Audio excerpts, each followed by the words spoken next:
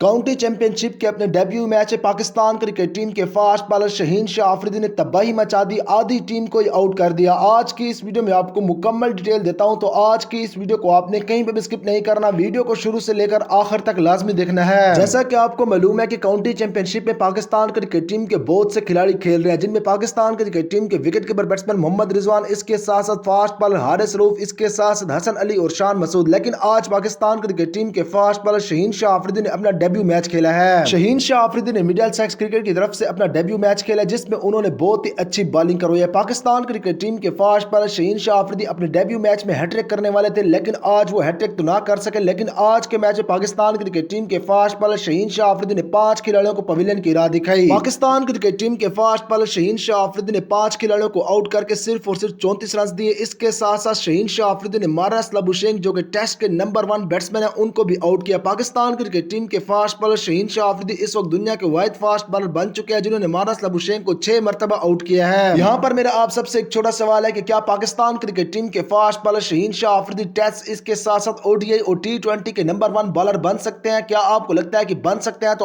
आपने कमेंट बार में लिखना है यस। अगर आपको लगता है कि नहीं बन सकते, तो आपने कमेंट बार में लिखना है नो। लेकिन आप सब ने कमेंट जरूर करना है, मैं आप सबके कमेंट का इंतजार करूंगा।